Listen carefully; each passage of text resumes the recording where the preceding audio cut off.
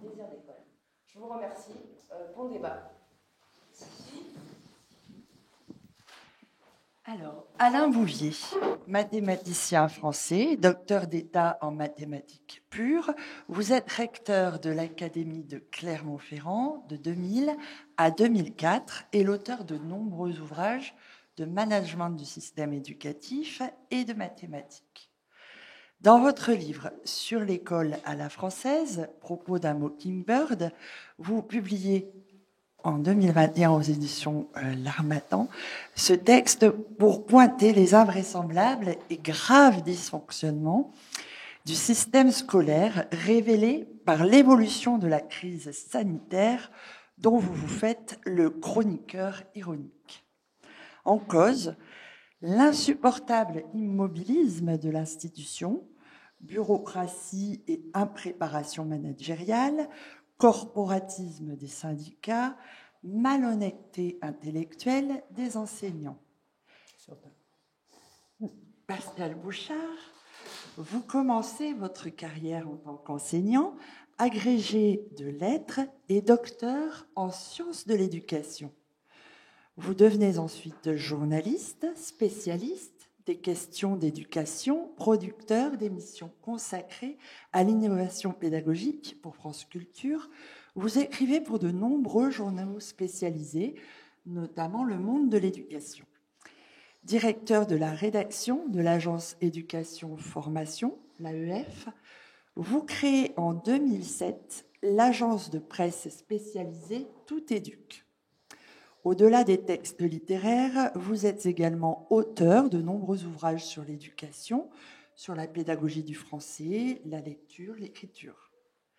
Vous publiez aux éditions du Croquant Jean-Michel Blanquer, L'Attila des écoles, puis en 2021, puis en 2022, une seconde édition, revue et augmentée, dans laquelle vous dressez par le menu le bilan du règne de l'actuel et controversé ministre de l'Éducation nationale, une conception pédagogique erronée, faussement cautionnée par une science dévoyée. Vous décryptez les coulisses de ces réformes, qui ne disent pas leur nom, pour révéler à la fois ce qu'elles disent de l'homme, de sa conception de l'école et de ceux qui la font. À la lecture de vos analyses respectives, l'urgence d'un sauvetage de l'école, d'une réforme profonde de l'institution publique et laïque est criante. Vos points de vue sur sa mise en œuvre divergent, mais présentent néanmoins des similitudes. La première des similitudes concerne votre approche du mal qui ronge l'institution scolaire. On comprend, en vous lisant, que l'intérêt des élèves, placé au centre de leurs apprentissages, la progression des élèves a été sacrifiée sur l'autel des égoïsmes des adultes. Alors, pour vous, Alain, parmi ces égoïstes figurent en bonne place les syndicats et les enseignants, quand pour vous, Pascal, ces derniers sont victimes d'un management qui ne fait pas sens. Alain, pensez-vous, comme Pascal, que la base est victime de ces mauvais maîtres? Merci. Alors, vous m'entendez? Oui. Je crois que le sujet est peut-être un peu plus complexe par rapport à ces problèmes qui ont été révélés depuis 2 ans à travers la crise sanitaire, ces problèmes qui étaient anciens, que beaucoup connaissaient bien, mais évidemment ne révélaient pas ou se gardaient bien de révéler. Ces problèmes ont été brutalement visibles, connus de tous, et pendant toute une période qui n'avait pas été préparée. Personne ne s'était préparé à ce qui est arrivé, et depuis, à chaque étape, personne ne prépare la suite. Ça fait 2 ans qu'on ne prépare rien, et actuellement, on ne sait pas ce qui va bientôt se passer. On est toujours dans cette situation. Alors, dans mon livre, que j'ai bâti en relevant uniquement des faits très précis, que j'ai prélevés régulièrement, et jamais dans mes chroniques, on m'a dit « ça c'est faux », où ça c'est inexact, jamais, les faits sont là, ils sont tenus. À partir de ces faits, j'ai tenu à n'épargner personne, parce que je me suis rendu compte que personne n'était épargnable. Et évidemment, tout au long de mon livre, il y a des remarques qui peuvent sembler plus ou moins obligeantes, mais qui me choquent en tant que aimant l'école républicaine. Je dois tout à l'école et j'aimerais bien que tous les petits Français en doivent de la même façon tout à l'école. Alors j'ai tenu à mettre sur la table ce qui me semblait proprement insupportable et massivement révélé par ces 2 années de crise. Et je suis intimement convaincu, on pourra se revoir dans quelques mois, que nous n'avons pas vu la fin du film, parce que la crise n'est pas terminée. La crise n'est pas terminée, on a l'impression, mais elle n'est pas terminée. Et quand viendra une 6e vague ou une 7e vague, les mêmes problèmes risquent de se reposer si on ne commence pas à préparer ce qui doit être préparé. Un autre acteur délaissé de la lourde machine éducation nationale, ce sont les parents. Pour vous, Alain, les parents qui ont joué un rôle essentiel dans la continuité pédagogique rendue nécessaire par la crise sanitaire, mais ratée, selon vous, par une institution mal préparée, comme vous le disiez. Pas préparée. Pas préparée, donc. Les parents sont volontairement mis à l'écart du système au nom du risque d'ingérence dans la critiquable liberté pédagogique de l'enseignant, alors que les parents devraient être partie prenante des apprentissages hybrides de leurs enfants. Pascal, vous qui n'évoquez l'école hybride que pour renforcer les effectifs d'enseignements optionnels délaissés, partagez-vous cette conception et pensez-vous que l'école doit faire plus de place aux parents? D'abord, je voudrais dire qu'il a failli y avoir une grosse erreur dans votre présentation. Ce matin, dans le train, j'ai reçu un coup de fil de l'Élysée. Emmanuel Macron est très inquiet. L'institution est malade. Il n'en peut plus de Blanquer. Et il m'a dit, il a lu le bouquin, et il m'a dit, voilà, on a quelques semaines pour refaire institution, pour réconcilier l'école avec elle-même. Est-ce que vous voulez bien vous en charger? Je lui ai dit, non, en 6 semaines, on ne peut pas. Et puis, ce serait une forme de soutien. Non, vous êtes gentil, Monsieur le Président, mais non, voilà. Donc, voilà, il n'y a pas de ligne à ajouter à mon CV que vous avez présenté. Mais, en revanche, il y a un point qui est important. Et je crois que c'est le point essentiel. Et c'est peut-être un point de divergence entre nous. Moi, ce qui me frappe dans ce bouquin, le titre fait penser que c'est un pamphlet. Ce n'en est pas un. Tout est documenté, c'est le plus possible les chiffres qui viennent du ministère, les informations qui viennent du conseil scientifique. Enfin, je suis allé chercher là-bas les infos. Elles ne viennent pas des syndicats, elles ne viennent pas des opposants. Ce qui me frappe, donc, on pourra faire le détail de tout ce qui fait problème dans la gestion ces dernières années. Mais surtout, le plus grave, c'est que Jean-Michel Blanquer est arrivé en disant qu'il ne ferait pas de grandes lois. Et tout le monde s'est moqué parce qu'il a fait plein de petites lois. Et non, il voulait dire qu'il ne ferait pas de grandes lois dans lesquelles il exposerait au préalable son projet d'ensemble pour l'institution. Il a agi au coup par coup, sans dire quel était l'horizon. Et donc le sentiment de chacun ici est de voir de tous les enseignants, de tous les personnels, des parents, éventuellement même des élèves, c'est d'avoir des réformes qui arrivent comme ça, on ne sait pas pourquoi. C'est-à-dire qu'on n'a plus une institution, on a ce qui est ressenti comme les caprices d'un homme. Et donc, l'urgence, c'est de refaire institution. Pour moi, l'urgence, c'est effectivement de travailler avec les parents, mais c'est aussi de travailler avec les syndicats, de travailler avec ceux que tu appelles les statu quoistes, ceux qui veulent revenir, ceux qui sont permanents. Parce qu'une institution, elle est faite de tous ces acteurs. Pour moi, si j'avais accepté la proposition d'Emmanuel, ma première décision aurait été de convoquer le Conseil supérieur de l'éducation et lui dire, voilà, moi je ne sais rien, c'est vous qui savez. Où sont les urgences? Si vous êtes capable, il n'y a jamais de consensus absolu, mais au moins à 66% des membres, qui sont aussi bien des syndicats d'enseignants que des associations, que des représentants du patronat, enfin qui sont des représentants de la société civile organisée autour de l'école, si vous êtes capable de vous mettre d'accord, en gros à 66% pour des décisions, pour dire, voilà, ça c'est intolérable, il faut l'arrêter aussitôt, ça on peut l'aménager, ça on le garde, ça s'impose au ministre. Ça lui laisse des marges de manœuvre, entre les décisions qui sont négatives à 66% et positives à 66%, il a de la marge. Et puis j'aurais fait un certain nombre de propositions au Conseil supérieur de l'éducation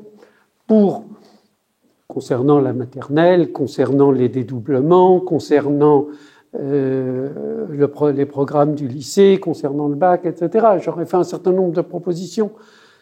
Puis il y a des choses, et c'est le sens de ce titre, il y a des choses sur lesquelles je n'aurais pas fait de proposition, parce qu'il n'y a pas de retour en arrière possible, parce qu'il a agi comme Attila, c'est-à-dire que l'herbe derrière lui aura bien du mal à repousser sur un certain nombre de décisions. Alors maintenant, j'en viens à votre question même sur les parents. C'est très compliqué, l'histoire des parents. Il n'y a pas de réponse simple, univoque. Oui, il faut faire rentrer les parents dans l'école. Non, il ne faut pas les faire rentrer. Historiquement, l'école s'est construite contre les parents, avec l'idée d'arracher les enfants à l'influence familiale. Et puis aujourd'hui, on se rend compte qu'on ne peut pas éduquer des enfants sans les parents. Et qu'on a besoin de nouer des alliances éducatives. Mais ça ne marche pas toujours, et on ne peut pas en vouloir aux parents de ne pas être toujours sur la même longueur d'onde que l'école, de ne pas vouloir forcément les mêmes choses pour leurs enfants que l'école. Et en même temps, on n'a pas envie que les parents viennent dire aux enseignants c'est pas comme ça qu'il faut vous y prendre, c'est pas la bonne pédagogie, moi je vais vous dire comment il faut vous y prendre. Donc, ce dialogue est un dialogue forcément compliqué, forcément avec des moments conflictuels et en même temps nécessaire. Et donc là, désolé, j'ai pas de réponse par oui ou par non, j'ai pas de réponse simple et j'ai pas de stratégie simple à vous proposer. Je vois, mais vous mettez en garde contre l'ingérence dans la pédagogie même des enseignants. Je ne mets pas moi en garde, je sais que les enseignants ne le supporteraient pas, donc je ne suis pas fou. Qu'est-ce que vous en pensez, Alain?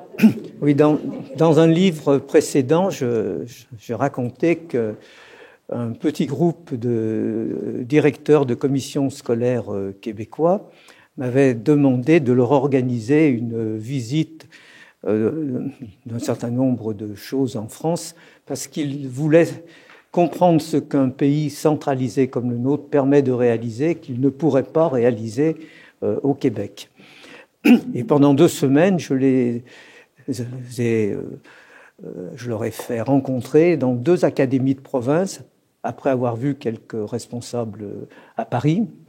Mais je n'ai pas trop voulu insister sur l'administration centrale, qui ne me semblait pas particulièrement intéressante. Et donc, ils ont circulé, ils ont vu des écoles primaires, maternelles, collèges, lycées, etc. Ils ont rencontré des familles, des élus, des associations.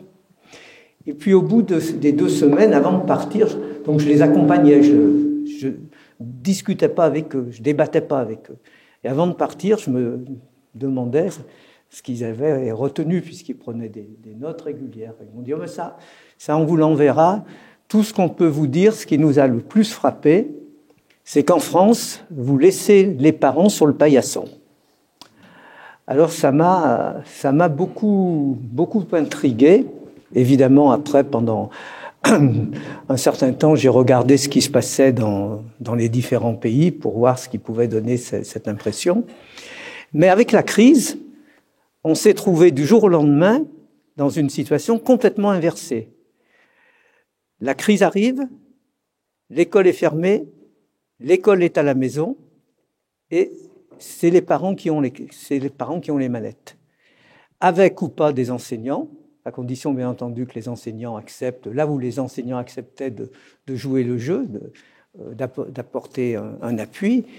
Ensuite, il y a eu différentes phases dites de déconfinement, avec différentes modalités d'école hybride, qui en général ont assez mal marché, mais les parents continuaient à avoir les manettes et pouvaient décider ou pas d'envoyer leurs enfants à l'école, si bien que les enseignants qui sont là savent que du jour au lendemain, ils ne savaient pas s'ils allaient retrouver les enfants de la veille, ou même des enfants pouvaient arriver le matin et ne pas revenir l'après-midi. Donc, les parents ont eu en partie les manettes et se sont mis à échanger avec les enseignants, notamment sur le travail qui était demandé aux élèves. Et pendant quelques semaines, disons ça a duré 2 ou 3 mois, 3-4 mois, il y a eu ici ou là des nouvelles formes d'alliances qui se sont nouées, qui étaient sans précédent. Et je reste convaincu que dans le futur, il serait bon qu'on trouve, alors je ne sais pas sous quelle forme, mais des alliances dont les seuls bénéficiaires sont les élèves, évidemment. Voilà, donc je crois que il y a une leçon très très forte à tirer de cette expérience qui est sans précédent, évidemment, qui avait été préparée par personne. J'aurais une proposition à faire tout à l'heure. Alors, pour revenir justement sur cette expérience sans précédent de la crise sanitaire, vous, Pascal, cette crise, vous ne l'évoquez peu dans votre ouvrage, vous l'évoquez peu. Pensez-vous que le contexte extraordinaire qu'elle a généré aurait dû être, pour Jean-Michel Blanquer, l'occasion de faire autre chose que de la guenille, pour reprendre une expression chère à Alain, ou bien considérez-vous que, quel que soit le contexte, Jean-Michel Blanquer n'est et ne peut pas être un réformateur performant?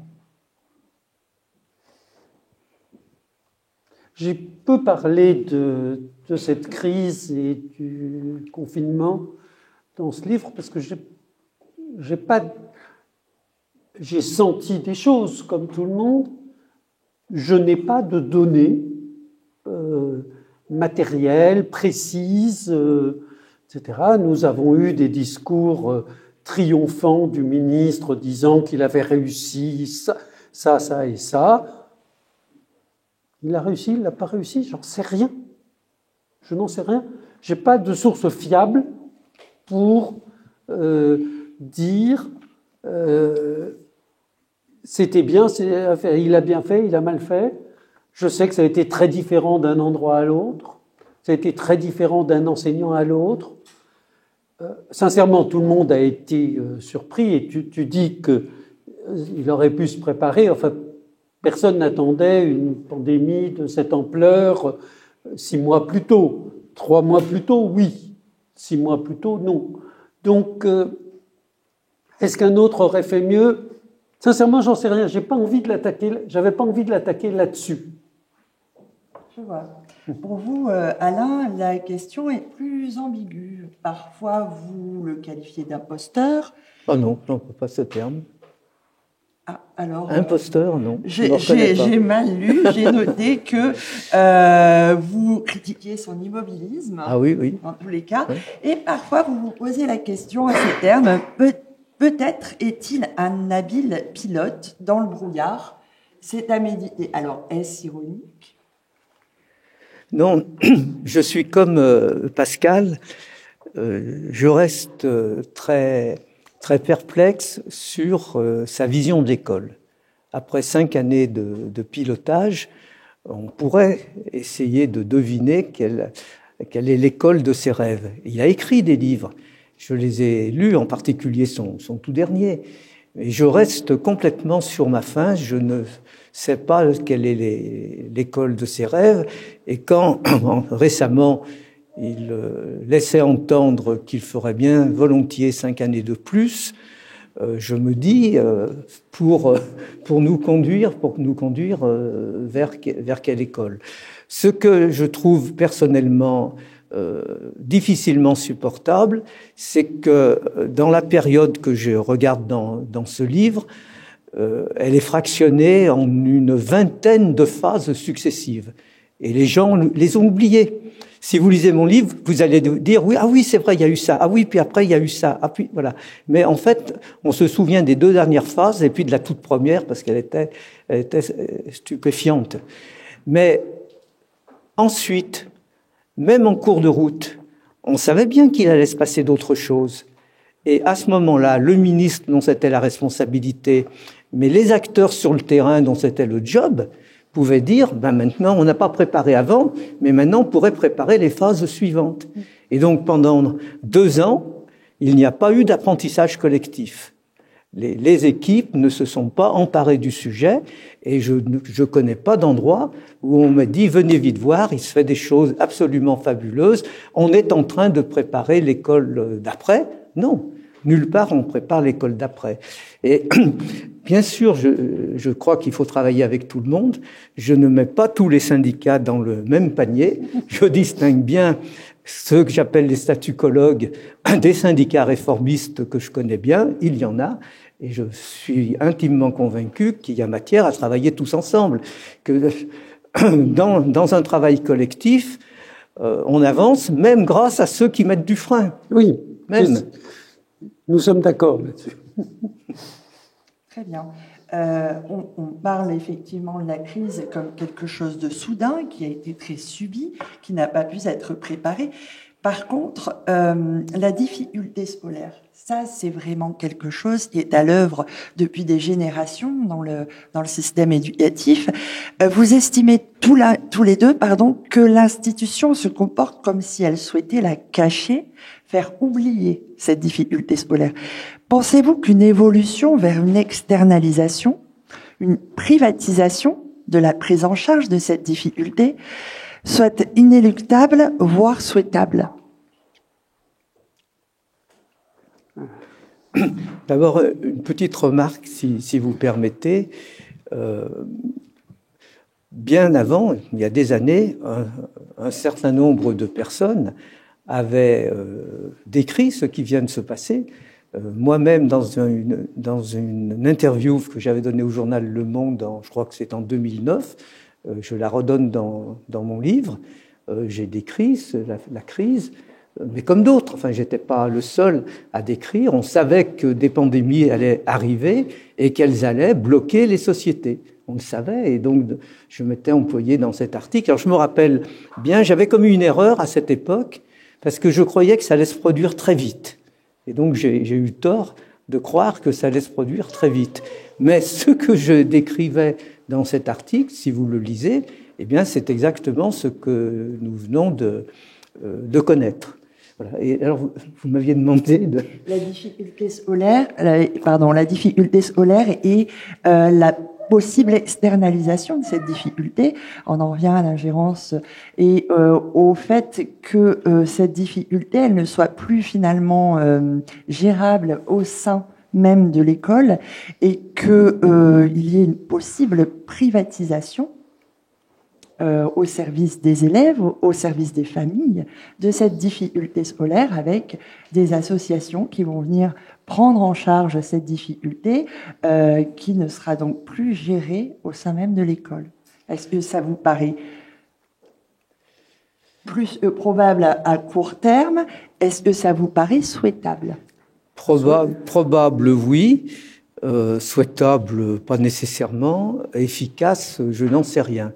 J'ai été très longtemps, Pascal me rencontrait souvent à ce titre-là, le rédacteur en chef de la Revue internationale d'éducation de Sèvres, et nous avons consacré un numéro entier à ce que l'on appelle la fragmentation et la privatisation à l'intérieur des systèmes éducatifs. Alors quand on est en France, on a tendance à réfléchir en opposition entre l'école publique et l'école privée. L'école privée qui, en France, en plus, est étatique, à 95% payée par l'État, etc. Enfin bon. Mais quand on parle de privatisation en général, ce sont des services qui sont rendus à l'intérieur des systèmes, par des officines, par des associations, etc., en nombre considérable, par les GAFAM, les fameux GAFAM, etc. Et ça, c'est mondial. On ne peut pas dire que certains pays y échappent, pas du tout. Dans le numéro de la Revue internationale de Sèvres consacré à ce sujet, on a pris, comme on fait toujours, une dizaine de pays sur la planète, sur les 5 continents, sous une forme ou sous une autre. Il y a des mécanismes de privatisation des services rendus aux élèves. Est-ce bien ou mal? Après, chacun apprécie. Moi, je préférerais que ça soit nous qui fassions le boulot. Mais voilà, c'est en train de se faire. Et actuellement, ça se développe beaucoup. Et les pouvoirs publics ont très très peu de prise là-dessus. Et les écoles privées sont dans la même situation que nous. Elles voient passer les trains, elles aussi. Oui, c'est un mouvement mondial. C'est un mouvement mondial aussi du côté de la recherche, ou plutôt d'une certaine tendance de la recherche, qui, vous trouverez ça assez facilement dans les écrits de Franck Ramus ou de quelques autres, une stratification en 3 niveaux pour les élèves. Vous avez ceux qui apprennent, à condition que ce soit des bons maîtres qui respectent nos consignes et notre façon de concevoir, notamment la méthode syllabique, mais voilà, vous avez toute une masse d'élèves, la majorité, qui apprendra dans la classe à condition qu'on utilise les bonnes méthodes. Puis, vous avez une deuxième catégorie d'élèves qui apprendra dans la classe, mais pour lesquels il faut du plus. Alors, on ne sait pas quel est ce plus. On est un peu étonné de voir qu'en même temps, les RAZ sont décapités, perdent leurs moyens, mais bon, il y a des élèves qui ont besoin de plus. Puis, il y a la troisième catégorie d'élèves qui sont vraiment en difficulté. Et alors, ceux-là, il faut les sortir de l'école. Enfin, c'est pas aussi clair que ça, mais en tout cas, c'est en dehors de l'école qu'ils doivent trouver. Et on suppose, enfin, moi, j'ai supposé, dans le bouquin, que c'était auprès des orthophonistes. Je n'ai pas entendu qu'il y ait eu un dialogue entre Blanquer et Véran pour savoir si la Sécu était prête à prendre en charge le traitement par des orthophonistes de la difficulté scolaire, de la grande difficulté scolaire. En tout cas, ça veut dire, petit a, que la question sociale n'existe pas. Ce sont uniquement des difficultés de développement psychologique. Et deuxièmement, que c'est une question qui est à résoudre individuellement. Pour chaque élève individuellement. C'est pas un travail de groupe, c'est pas un travail collectif. La notion de dynamique de classe, de groupe sur lequel l'enseignant peut s'appuyer, des enfants qui apprennent mutuellement les uns des autres, tout ça n'existe pas.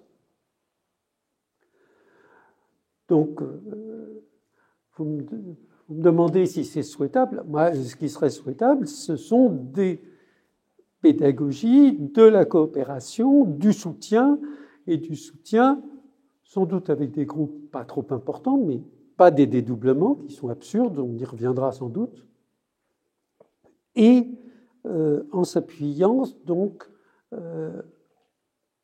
voilà, sans externaliser la difficulté scolaire, ce qui veut dire que l'école ne fait pas son boulot. Si elle externalise la difficulté, c'est qu'elle ne fait pas son boulot. Alors, que le boulot soit difficile, c'est une chose, c'est évident, mais ce n'est pas une raison pour le renvoyer sur les orthophonistes et le budget de la Sécu. On va revenir maintenant à Jean-Michel Blanquer et à la question du statut des enseignants. À l'heure de l'Ibiza-Gate, qui a confirmé le mépris du ministre pour les enseignants, vous, Pascal, vous pointez notamment celui qu'il affiche en direction des professeurs des écoles, et vous, Alain, vous expliquez que ce mépris est partagé par l'opinion publique, que l'on ne peut pas blâmer tant la profession a, selon vous, brillé par son incompétence, pendant les confinements successifs. Une de vos divergences concerne le statut des enseignants. Pour vous, Pascal, il faut faire avec ce statut de fonctionnaire, alors que pour vous, Alain, ce statucologisme est un des principaux freins identifiés à une évolution positive de l'école. Qu'y aurait-il à perdre ou à gagner à faire de l'enseignant un salarié comme les autres? Moi, je ne suis pas contre, demandez-leur aux enseignants. Le problème, je vais parler un petit peu de moi. Fondamentalement, je suis de gauche, je suis pour la justice sociale, etc. Je sais aussi que la révolution, ça coûte cher. Je sais aussi que les conflits sociaux, ça coûte cher. Donc, à chaque fois qu'on peut les éviter, il vaut mieux. Il vaut mieux un compromis un peu boiteux que quelque chose de formidable au terme d'un mouvement social extrêmement complexe. Donc, tout ce qu'on peut faire de façon plus économique, il faut le faire de façon plus économique. Toucher au statut des enseignants, c'est se préparer des journées très très difficiles. Donc, autant l'éviter. Voilà. Parce qu'on peut faire pas mal de choses à l'intérieur du statut tel qu'il est. Oui, alors... D'abord, vis-à-vis des enseignants, je suis effectivement souvent sévère, mais pas autant que vous me le faites dire. J'ai distingué très rapidement, dès les premières semaines de confinement, à travers les informations qui me parvenaient, trois catégories d'enseignants, avec donc des comportements qui n'étaient pas du tout les mêmes. Une grosse moitié, que je me suis permis d'appeler le ventre mou, qui ont fait le job, voilà, qui pensaient pouvoir le faire dans des conditions qui n'étaient pas faciles, et qui, de fait, à mon avis, ont assuré la résilience du système. Le système ne s'est pas effondré. Mais aucun système scolaire sur la planète ne s'est effondré. Aucun. Il y a eu partout... une résilience de l'école, plus ou moins difficile. Par exemple, l'Ouganda, ça a été dramatique, ils ont fermé les écoles complètement pendant 2 ans. Donc, vous voyez, ça, c'est... Là, en ce moment, pour la remettre en route, vous vous doutez que c'est pas très facile. Donc, une grosse moitié que j'ai appelée le ventre mou. Ensuite, j'ai repéré une autre catégorie que vous avez tous repérée, que les élèves ont repéré, que les familles ont repéré, que les journalistes ont repéré, que j'ai appelé les innovateurs engagés, des personnes qui se sont fait plaisir, qui ont produit, qui ont mis des choses sur YouTube, sur tous les sites, etc., qui travaillaient presque nuit et jour, week-end compris, qui ont noué des relations avec les élèves, avec les parents, etc. Et là, j'ai vu des choses absolument fabuleuses que j'aurais jamais imaginées. Des fois, je me disais, mais c'est pas possible que ça marche. Ou alors, c'est pas possible avec les jeunes enfants. Et puis, je voyais faire ça, même pas en grande section de maternelle, dans les classes avant, par des maîtresses de maternelle. Et les parents pouvaient voir ces enseignants. C'était à la vue de tout le monde. C'était ça, la grande nouveauté. Et puis, il y avait ceux que j'appelle les statucologues, qui disait il peut pas y avoir d'école à la maison. À la maison, c'est pas l'école, il suffit d'attendre. Et puis dans 2 mois, dans 3 mois, l'école reviendra comme avant. Et entre-temps, les enfants n'auront rien appris. On peut rien apprendre en dehors de l'école. Ça m'a profondément agacé. Et ce qui m'a le plus agacé, et vraiment je ressentais une très grande colère, c'est de savoir qu'à un certain nombre d'endroits, des enseignants avaient complètement disparu du paysage. Alors en général, c'est pas vrai dans le premier degré, parce que comme il y a un enseignant unique pour une classe, s'il disparaît complètement, ça se voit très vite. Mais quand on est au niveau du second degré, ce sont des équipes d'une dizaine de personnes, voilà, et s'il y en a 2 ou 3 qui se dispensent d'intervenir, les autres assurent un certain relais. Et moi, ça m'a énormément agacé, et je trouvais, vis-à-vis d'une profession qui n'a pas une très très grande estime dans le pays, je trouvais que c'était lamentable de mettre cela sur la table, et beaucoup de personnes en ont profité pour faire comme si c'était une attitude générale de la corporation. Or, c'était pas du tout une attitude générale de la corporation, mais je suis en colère aussi contre la corporation parce qu'elle tolère en son sein des collègues qu'elle connaît très bien et qui ont des comportements de ce type. Voilà, donc je trouve la responsabilité pour moi est quelque chose d'essentiel, et quand elle est en défaut, je trouve que ça mérite qu'on s'exprime pour faire savoir qu'on peut progresser. Et regardez les enquêtes d'opinion sur l'image des différentes professions. On voit bien que le métier d'enseignant, c'est pas celui qui fait la course en tête actuellement. Alors, on a peut-être intérêt à contribuer à revaloriser son image, il me semble. En ce qui concerne le statut, je ne sais pas s'il faut le toucher ou pas le toucher. Mais je crois que si l'on veut que les choses soient très très claires vis-à-vis de toutes les autres professions, vis-à-vis de la société civile, vis-à-vis des parents d'élèves, etc., il faudra un jour qu'on ait le courage de travailler sur le temps annuel de travail des enseignants, parce qu'un enseignant est un fonctionnaire de l'État, et en théorie, il doit 1607 heures, comme tout le monde. Voilà. Alors, évidemment, je ne dis pas qu'ils ne les font pas. Peut-être qu'ils font plus, mais peut-être qu'ils font moins, et ça serait très intéressant qu'on puisse travailler sur ce sujet-là. Est-ce que ça mérite qu'on touche les statuts? On verra après. Mais commençons par travailler sur ce sujet. Le statut a été modifié il y a quelques années. Je ne sais plus si c'est Payon qui l'a fait, il me semble. En introduisant dans le temps de travail des enseignants le travail de préparation, de coordination, etc., et des indemnités spécifiques, je ne me souviens plus comment elles s'appellent, les indemnités particulières. Et donc, il y a un levier qui a été créé, qui a été très peu activé, mais qu'on peut activer pour améliorer et valoriser les enseignants qui ne se contentent pas de faire le minimum syndical, si j'ose dire. Il y a d'autres moyens aussi de faire. Je me dis quelquefois que si j'avais accepté la proposition d'Emmanuel Macron, mais j'aurais pas eu le temps en 6 semaines, j'aurais doublé ou triplé le nombre de postes, là je parle du second degré, à l'agrégation interne.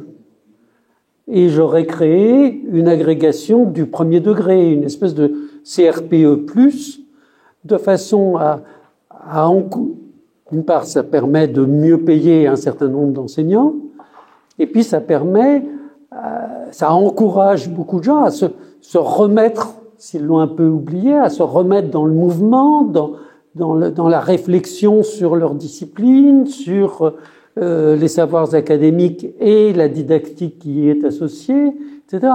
Il y a des mesures à prendre comme ça, dans le cadre qui ne casse pas le statut, qui ne déclenche pas une guerre de religion et qui permettent de faire bouger les choses. J'ai une autre proposition à faire, mais peut-être après.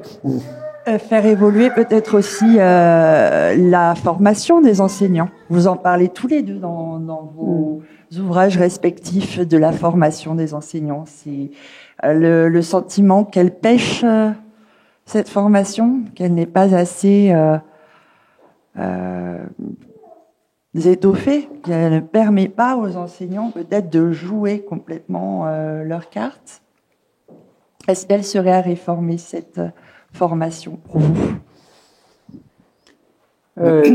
Pour moi, c'est un grand mystère, parce que j'ai eu, dans ma longue carrière, l'occasion de participer à des expériences nouvelles et notablement différentes à chaque étape, qui toutes avaient en commun de faire évoluer la formation initiale ou la formation continue des enseignants.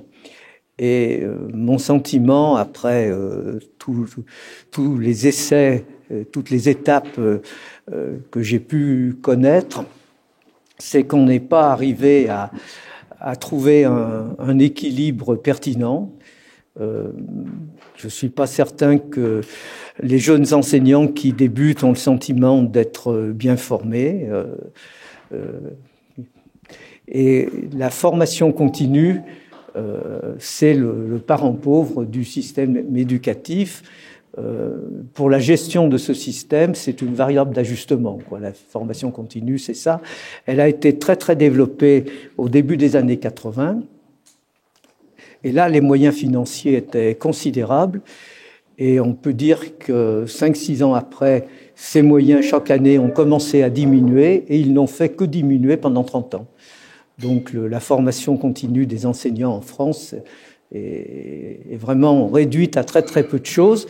Et en tant que corporation, dans le fond, je me dis, un milieu qui est formé d'acteurs qui sont formés au moins un bac+5. C'est ça aujourd'hui le milieu enseignant, formé au moins un bac+5, parfois beaucoup plus.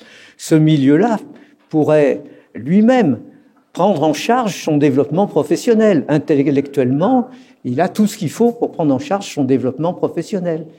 Eh bien, non, on voit rien de tel. Je ne parle pas des organisations syndicales, mais même nos charmantes associations qu'on aime bien, comme les cahiers pédagogiques, etc., qui sont très favorables à l'innovation, mais le développement professionnel en France n'a pas pénétré le système éducatif français, quoi. Il a pénétré beaucoup d'autres professions, mais pas le système éducatif. Alors, de manière certes symbolique, mais le SNUIPP a mis en place une université d'automne qui attire quand même 400 à 500 enseignants du premier degré chaque année, qui payent de leur poche l'hébergement, le transport, etc., et qui, sur leurs vacances, viennent écouter des conférences, dialoguer entre eux, etc. Donc, ce n'est que symbolique. Il y a 30 ans, il y en avait 150 universités d'été. Oui, d'accord. Quand même. D'accord. C'est ça, hein? Oui. Sur la formation initiale des enseignants, moi, je voudrais dire que j'ai été très, très choqué par ce qu'a fait Blanquer. Il est trop tôt pour en faire un bilan et pour savoir ce que ça va donner pour la formation réelle des enseignants. On voit déjà un certain nombre de difficultés poindre à l'horizon, et l'horizon se rapproche sérieusement, ce qui est un peu paradoxal pour un horizon, d'ailleurs. Il fait passer une loi à propos de la maternelle à 3 ans, et puis un certain nombre de choses, et il en profite pour changer le nom des ESPE en INSPE. Mon Dieu, quelle révolution! À part de changer le papier en tête, un tout petit peu sur le mode de désignation des directeurs, mais il n'a pas utilisé cette faculté qui lui était donnée, parce que pour la plupart, il a reconduit ce qui était en place. Et quelques semaines plus tard, il sort un décret qui déplace le concours de M1 en M2. C'est-à-dire que là, c'est la révolution, mais par décret, sans débat, alors qu'il venait d'avoir l'occasion d'un débat sur la formation des enseignants à l'Assemblée nationale, et manifestement, quand on voit tous les amendements qui ont été déposés, les débats, etc., il y avait une appétence des parlementaires pour avoir ce débat sur la formation des enseignants. Ce que va donner cette réforme, le fait de repousser le concours, etc., on n'en sait rien, et il ne s'est jamais expliqué là-dessus. Il n'a jamais dit « je le fais parce que ça va permettre de ». Ça va être beaucoup mieux, d'accord. Mais en quoi, comment, pourquoi, rien. Donc ça, c'est très très choquant. Et c'est un foutoir, le concours là, au point que normalement on connaît, et le ministère connaît et publie d'habitude au mois de janvier le nombre des candidats inscrits à chacun des concours. Là, les concours ont commencé, on ne sait toujours pas combien il y a de candidats.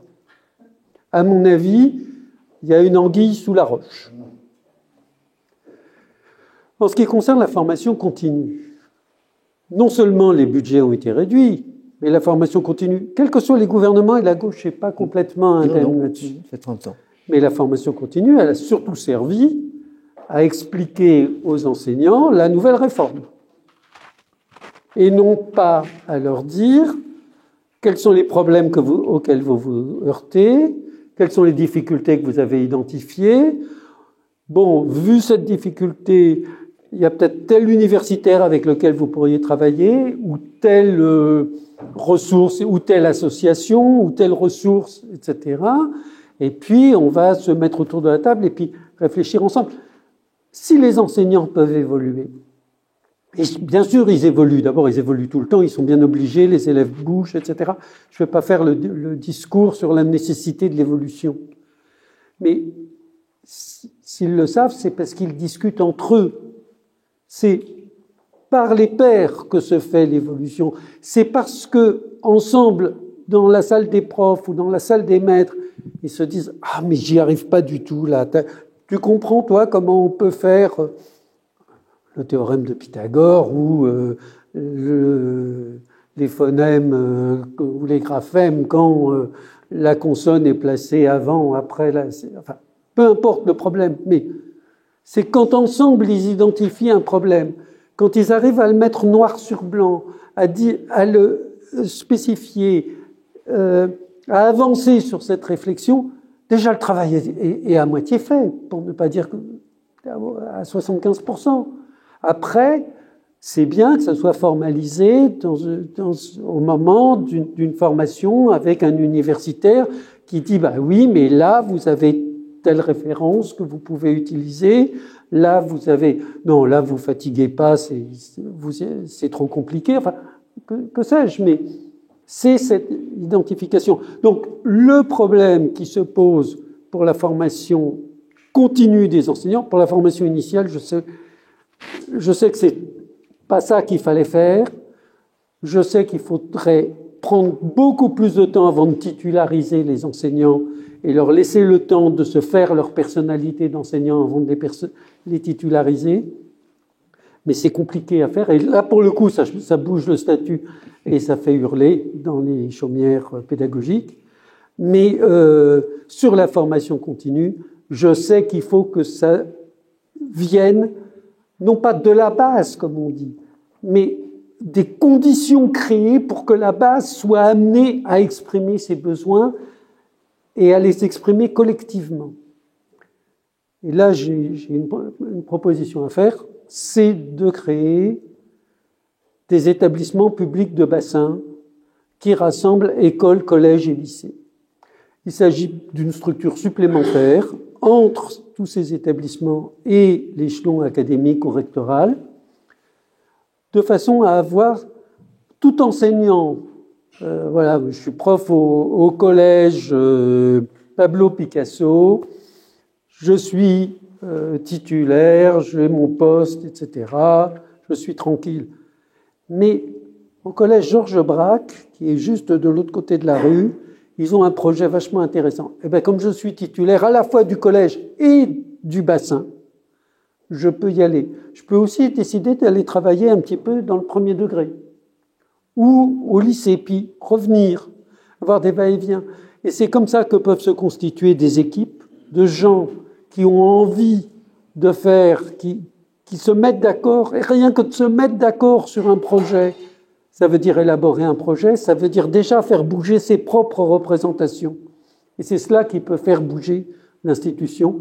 Actuellement, dans un collège de 600 élèves, dans une circonscription, tu ne me contrediras pas, je pense, on n'a pas la masse critique suffisante pour avoir constitué des équipes qui soient pérennes, parce que si les gens s'en vont, si l'équipe est trop petite, trop faible, il suffit qu'il y ait un départ à la retraite et quelqu'un qui obtienne sa mutation pour que tout retombe. Il faut avoir une masse critique suffisante pour qu'on ait la possibilité de constituer des équipes qui se forment elles-mêmes. Voilà. Est-ce que j'ai répondu à la question? Tout à fait. Tout à fait. On va maintenant parler de l'avenir de l'école, puisque là, avec les propositions que vous décrivez dans votre livre et vous, Alain, les propositions que vous faites également concernant notamment l'hybriditude, on sent chez vous, dans vos deux approches, l'espoir, vraiment. Et malgré la comparaison avec Attila et cette formule, il est celui derrière qui l'herbe ne repoussera que par touffes éparses, pour vous, Pascal. Et grâce à votre ton moqueur, celui que vous employez pour fustiger le système scolaire actuel, Alain, on sent chez tous les deux cette irrépressible envie de relever le défi, ce besoin de sauver l'école. Et cette question, et s'il était encore temps? Alors, je sais qu'Emmanuel vous a appelé. Si on fait abstraction du fait que vous occuperez bientôt le poste, chez vous, les leviers ne sont pas les mêmes. Alain, point de salut sans hybriditude. L'école sera hybride ou ne sera pas. Pour vous, Pascal, l'avenir de l'école, c'est la confiance, mais pas celle de Jean-Michel Blanquer, une confiance restaurée entre les différents acteurs de l'école pour un pilotage démocratique de l'institution. Ces deux approches sont-elles conciliables, à votre avis? Oh oui, Oui, je pense. oui. Je parlais de ces établissements publics de bassin qui me paraissent être le bon niveau pour la gestion, aussi bien la gestion des ressources humaines que la gestion des initiatives pédagogiques, que la gestion de la formation continue et des relations avec les partenaires, etc. Mais ça n'empêche absolument pas d'imaginer aussi des enseignements à distance. Pour prendre un exemple tout simple, on est en train, Jean-Michel Blanquer qui est arrivé en disant « grâce à moi, le latin et le grec, mis à mal par cette espèce d'analphabète de Vallaud-Belkacem, vont être restaurés ». Le résultat, c'est que le travail qu'avait fait Najat a été complètement détruit et qu'on n'a jamais eu aussi peu de latinistes et encore moins d'hellénistes. C'est une véritable catastrophe. Et là, le plongeon de l'année dernière est terrible. Mais on pourrait imaginer un prof de lettres classiques qui, pour les cours de grec, passe d'un lycée à l'autre sur tout et fasse cours un jour dans un lycée où il y a 3 élèves hellénistes, l'autre jour dans un autre lycée, et à chaque fois pour être de temps en temps en présence et de temps en temps en distance avec les autres élèves hellénistes du groupe. C'est peut-être la seule façon de sauver le grec, d'ailleurs. Oui, alors, le premier point, quand on parle de réforme ou d'évolution de l'école, c'est de savoir sur quelle échelle temporelle on réfléchit. En France, notre système, contrairement aux idées reçues, n'a pas connu énormément de réformes depuis la Libération. On peut les citer. J'ai eu à faire une conférence là-dessus à l'étranger pour dire quelles étaient les réformes du système éducatif français sur une longue période. Je m'étais aperçu que j'étais capable d'en trouver un petit nombre qui soit compréhensible à des collègues étrangers. Je n'allais pas parler d'un quart d'heure de telle discipline dans telle classe. Ça, c'est pas une réforme en soi. Donc les réformes, il n'y en a pas un grand nombre. Et en gros, elles s'installent en une dizaine d'années. C'est un peu notre vitesse de ce lourd navire, pour pas prendre la métaphore de Bernard Tout-le-Monde du mammouth. C'est pas une métaphore de Claude Allègre. Bernard Tout-le-Monde l'avait soufflé à Claude Allègre, qui avait repris sa métaphore. Voilà. Et donc, je crois qu'il faut réfléchir sur le moyen terme, c'est-à-dire sur les 10 années qui viennent. Alors, je suis pas un fanatique des systèmes hybrides. Je dis les systèmes hybrides arrivent, ils seront là.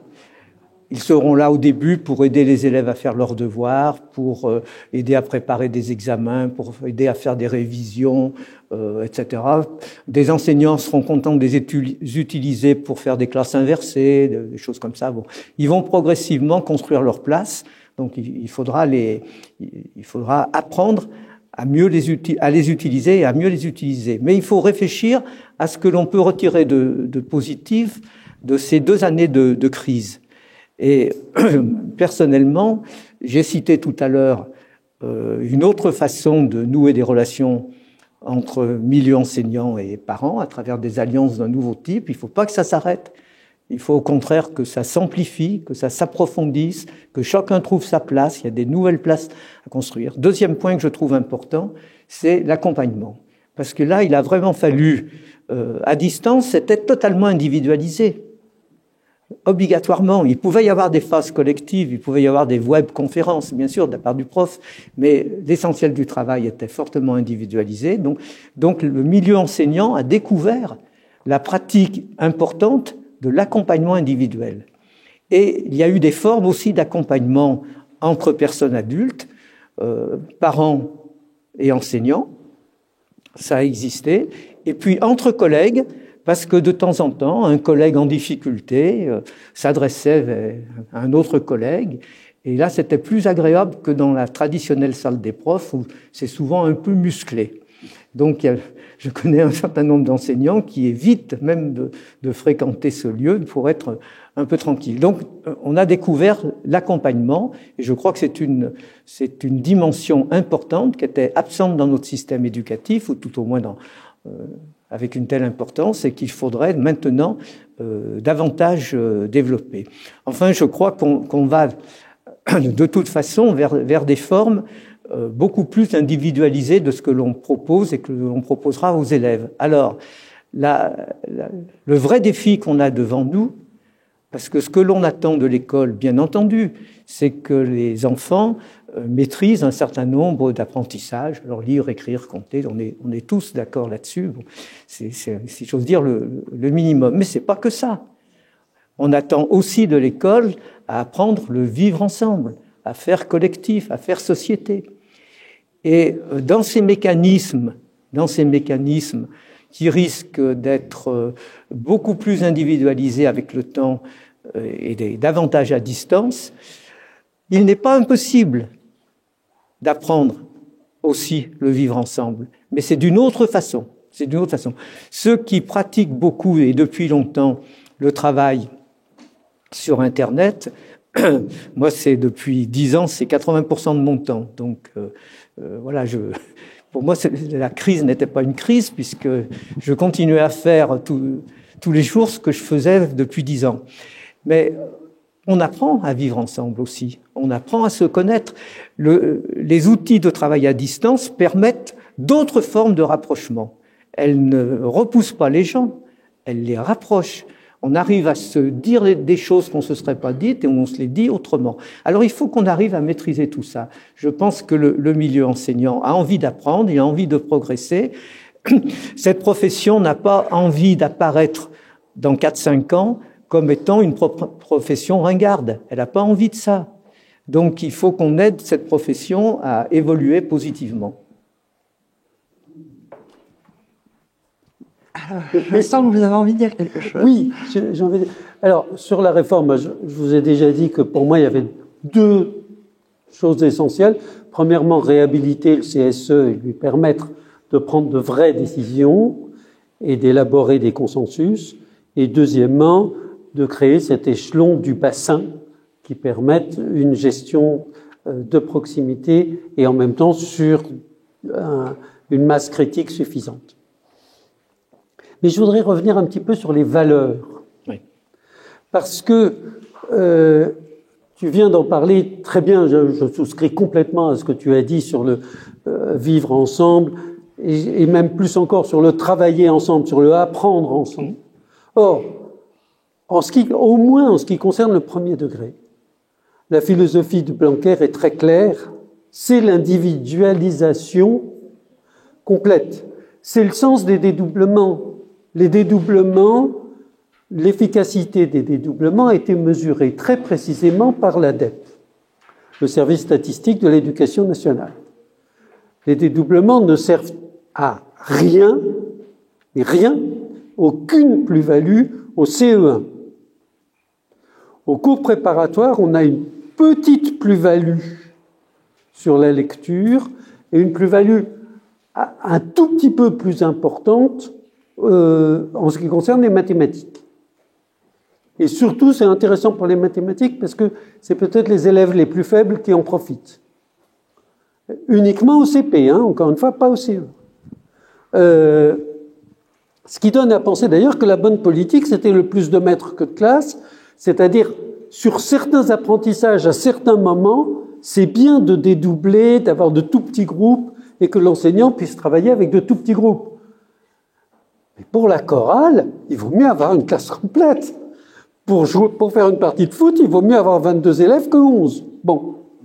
Et pour la lecture, il y a des moments où on a besoin de la dynamique de classe du groupe. Et là, justement, méthode syllabique à outrance et dédoublement vont dans le même sens, c'est-à-dire une transmission verticale et individuelle.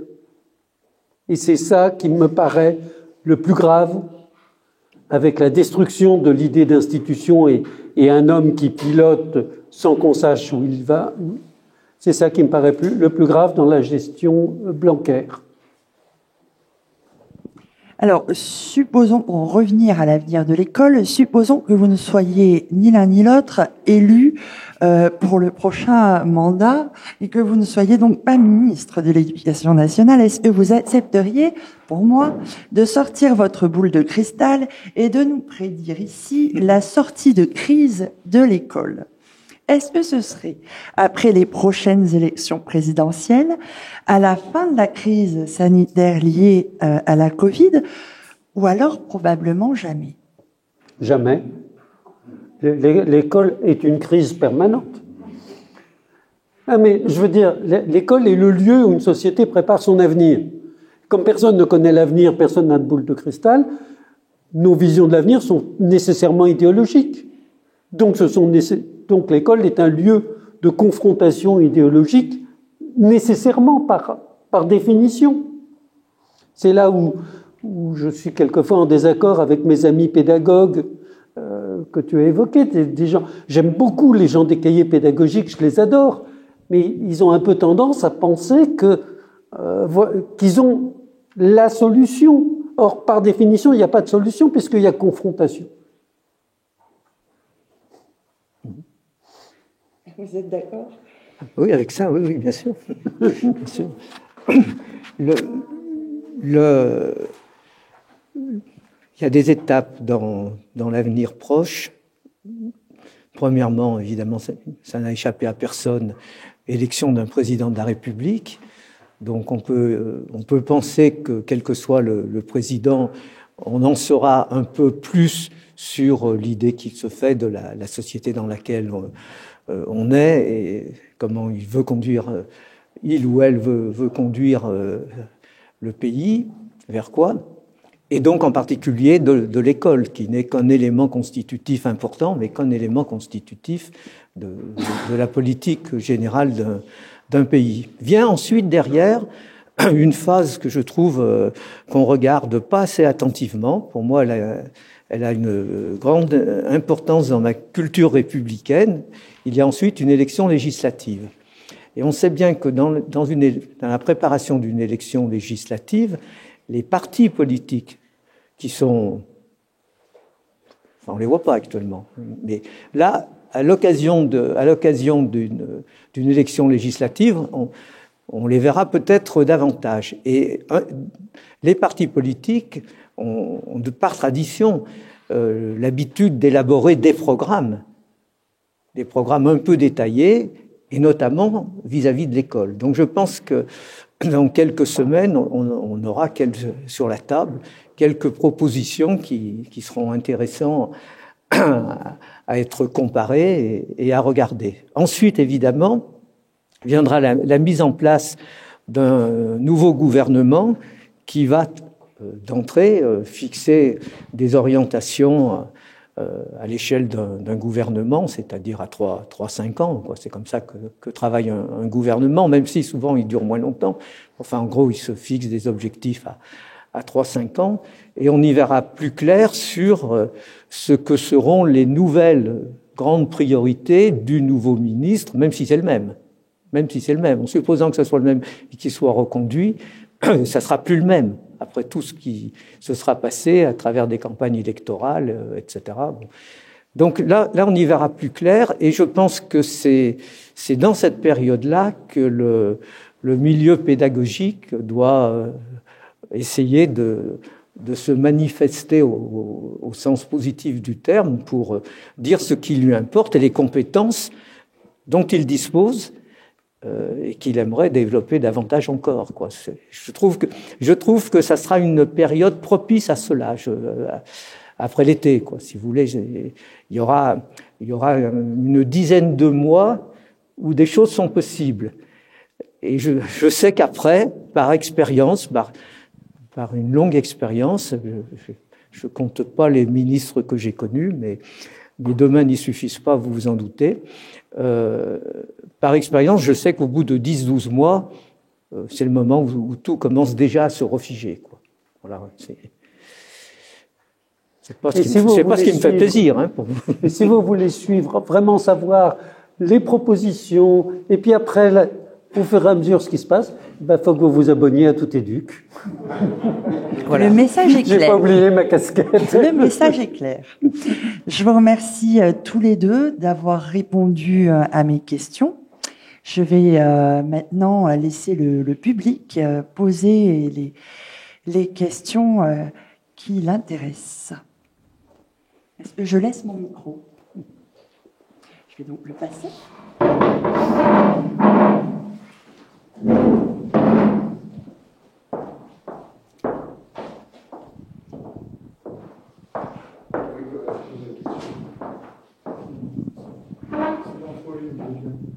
S'il en faut une pour commencer. J'ai écouté attentivement ce que vous disiez. J'ai été encore plus attentif sur le tout petit passage concernant la formation.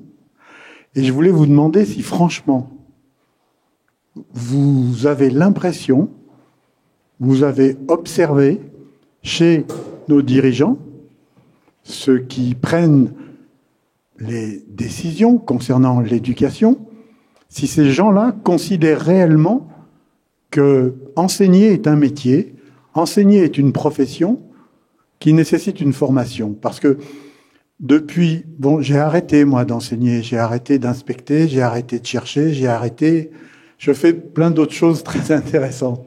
Mais quand je me retourne, comme vous pouvez le faire sur ma carrière, nos carrières, je n'ai observé qu'une dégradation de la mise en place des formations. Aussi, quand Alain évoque la, pas mauvaise volonté, mais l'engouement parfois un peu réfréné ou pas aussi dynamique qu'il devrait l'être des profs pour changer leur métier, je me dis, mais mince, il n'y a pas des gens dans l'institution qui sont chargés de les accompagner, dont c'est le métier. Et je m'aperçois qu'il y a, pour moi, alors je me trompe, vous allez peut-être me montrer là que je suis complètement dans l'erreur et que la formation est très bien faite, mais j'ai le sentiment que la formation initiale des enseignants n'existe plus, ou du moins n'est pas considérée comme une formation professionnelle, professionnalisante. Quant à la formation continue, Alain l'a très bien dit, les parents pauvres, elle est ni parent ni pauvre, elle est inexistante, quoi. Voilà, j'aurais voulu votre avis là-dessus, quoi. Est-ce que vous avez repéré ça? Alors, c'est intéressant ta question, parce que d'abord, quand on côtoie les personnes à très haut niveau de responsabilité, en général, ce sont des personnes qui scolairement ont fait des études hyper brillantes, quels que soient les domaines, hyper brillantes, ont passé des concours, ont eu des réussites remarquables, et on peine à imaginer que la façon dont ils ont appris ne convient pas à tout le monde. Ils ne voient absolument pas qu'il y a un problème. Et donc, quand on discute avec eux, je peux vous assurer, on passe pour de doux bonnets ignares. Ce sont des discussions qui sont parfois un peu désagréables, quoi. Défendre défendre le besoin d'accompagner des élèves qui ont des difficultés d'apprentissage. Ouais, bon, est-ce que c'est bien utile? Moi, je me rappelle quelqu'un à haut niveau, et c'était dans une instance, c'était le Haut Conseil, le Haut Conseil de l'éducation, quelqu'un qui disait, mais dans le fond, c'est pas grave. De toute façon, ils trouveront un job qui leur convient. Donc, c'était pas grave. Voilà. Alors là, je crois que il y a une première difficulté. Moi, je sais pas ce qu'on peut faire par rapport à cela. Vraiment, je sais pas. Voilà. Et puis, au niveau de la formation, tu as très bien dit les choses, parce que à partir des années 80, en gros, ça a commencé par les premiers rapports demandés par Savary, de Peretti, etc. Puis derrière, dans la foulée, il y a eu les MAFPEN, et derrière, dans la foulée, on a commencé à réfléchir à ce qu'allaient devenir les IUFM, les Instituts universitaires de formation des maîtres. L'idée étant que pour valoriser le corps enseignant, il fallait qu'il dispose d'une formation universitaire. Donc, c'était rendre la formation universitaire. Donc, ça a été fait. En soi, formellement, ça a été fait. Et puis, ça a été refait, parce que ce qu'a fait Blanquer, d'autres ministres avant ont fait pareil. Hein. On a changé combien de fois En gros, chaque ministre est arrivé et il a fait sa petite changement d'appellation. Donc, on a rendu ces établissements de plus en plus universitaires. C'est pas un mal en soi. Mais la question reste entière. Personne n'a dit très clairement qu'il fallait que la formation soit professionnelle. Les ingénieurs sont formés dans des grandes écoles qui sont universitaires, par une formation universitaire. Mais leur formation est professionnelle, elle est professionnalisée. La formation des enseignants est très peu professionnalisée, tu as parfaitement raison. Je dis pas qu'elle ne soit pas un peu, mais elle l'est très peu. Et pas pour tous en plus, pas pour tous.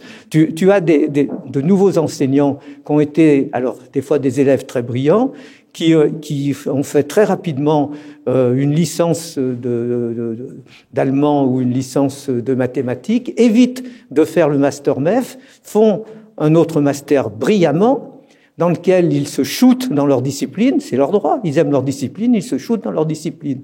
Et puis tout de suite après, ils passent le concours, comme ils sont brillants, ils le réussissent, et ils sont plongés dans une classe.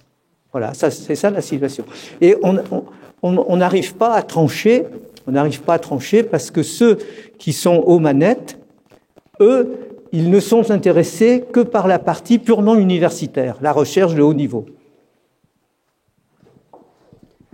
Alors, juste une chose, j'ai pas grand-chose à ajouter à ce que tu viens de dire, parce que je suis entièrement d'accord. Je voudrais juste dire que à chaque fois qu'on a des réformes, elles sont détournées. La gauche avait mis en place une réforme continue qui était pas mal, et puis il y a eu la réforme du collège, et tous les moyens de la formation continue sont allés à expliquer aux enseignants la réforme du collège. Là, il y a quelque chose qui, sur le papier, est pas mal, qui a été inventé par Villani-Torossian, un enseignement continu par constellation, qui part effectivement des besoins, etc. Sauf que les échos que j'ai, c'est qu'en fait, le système a été récupéré à nouveau pour faire de la formation descendante et bien expliquer aux enseignants, non, vous avez rien compris, voilà, on vous explique quel est le sens des instructions ministérielles que vous avez mal lues. Bon, c'est les échos que j'ai. Je suis pas sur le terrain, et puis même si j'étais sur le terrain, je serais sur un terrain qui serait pas forcément représentatif. Donc, j'ai pas d'éléments chiffrés à vous donner là-dessus. Mais il semble que une idée intéressante soit finalement complètement détournée de son principe. Merci. Je vous ai écouté attentivement et il y a plusieurs réflexions qui me sont venues et je pense qu'on pourrait passer pas mal de temps à discuter sur plein de points. Et je trouve qu'il y a beaucoup d'abstraction en fait. On tape beaucoup sur Blanquer, ok, pas de souci. Moi, franchement, ça ça ne me gêne pas plus que ça. Mais je me suis dit concrètement, on reproche la formation. Il n'y a pas eu de réponse franche sur la formation des enseignants. Et moi, j'en ai une qui est, plutôt que de dire c'est tout la faute à Blanquer, si déjà on désenclavait les INSPE maintenant, c'est-à-dire une ouverture qui ne soit pas centrée sur les personnels présents pour la formation et accepter justement qu'il y ait des éléments externes, comme vous proposiez sur les bassins, par exemple des gens qui puissent, par exemple d'autres UFR, d'autres institutions, intervenir sur des domaines où les compétences, compte tenu des recrutements et des politiques locales de formation, ne sont pas disponibles. Je prends un exemple très concret, parce qu'on parle beaucoup, on a l'impression que les enseignants ne veulent pas être ingardisés, qu'ils pourraient être amenés dans une forme de staticité, on reste comme on est, on voit et tout. Moi, je vous dis le contraire, non, c'est pas vrai. En réalité, les enseignants sont extrêmement demandeurs de formation. Ils reprochent énormément à leurs INSPE de ne pas avoir in situ des formations qui répondent aux besoins du terrain, parce qu'on dit les universitaires pensent, je suis universitaire, donc du coup, je tombe très bien dans le débat. Non, on n'est pas perché, on ne méprise pas, bien au contraire, tout ce qu'on a dit sur le Conseil supérieur de l'éducation nationale, des scientifiques qui pensent neurosciences à fond, oui, ce sont des neuroscientifiques, oui, ils ont une approche de recherche, mais ils ont quand même développé tout ce qu'on appelle l'evidence-based, c'est-à-dire de se rapprocher du terrain pour rapprocher leur recherche de ce qui est demandé sur le terrain. C'est pas parfait, c'est perfectible, ça va prendre peut-être ces 10-15 prochaines années, mais je trouve que les enseignants demandent, ils ne trouvent pas dans les INSPE. Je suis sollicité régulièrement, à titre professionnel, pour des éléments très bêtes. Vous parliez des troubles des apprentissages. Encore ça tombe bien, c'est mon domaine de recherche. Et ils me disent, on n'a pas eu de formation. Ah, on a eu un module de 4 heures. On a pris l'option Master 2, handicap, etc. On a eu 1h30 sur prendre l'autisme, 2 heures. Alors on va dire, il n'y a pas de moyens. Il n'y a peut-être pas de moyens localement, mais il y a des compétences je prends même juste l'exemple du site Clermontois, il y a des compétences qui peuvent être sollicitées. Sauf que comme à une époque, sur les guerres de chapelle, je prends par exemple les psychanalystes à l'époque qui faisaient un blocus total sur les sciences de l'éducation, bloquaient également énormément sur la psychologie, je trouve que les INSPE, est-ce qu'ils sont esclaves de ça ou est-ce que c'est une démarche volontaire, se sont fermés à beaucoup d'interventions qui auraient pu donner un bénéfice de formation. Et moi, je pense que la formation, elle commence là. On se pose la question de « Ah ouais, les enseignants sur le numérique, on dirait qu'ils débarquent là avec la crise. » Mais alors, pourquoi les universitaires, ça fait 15 ans qu'ils font des cours à distance, qu'ils font de la pédagogie inversée, qu'ils la mettent en place? C'est pas parce qu'on était avant-gardiste, etc. C'est parce qu'il y a une dynamique de formation, une demande du terrain, une demande pédagogique. Et c'est pas parce qu'on s'adresse à des étudiants qui sont autonomes, etc. Je pense que les enseignants auraient pu en bénéficier beaucoup plus tôt de cette approche de formation. Donc je pense que Blanquer n'est pas le seul responsable. Il a fait des mauvais choix. Il a fait des choix stratégiques qui n'étaient pas les bons forcément.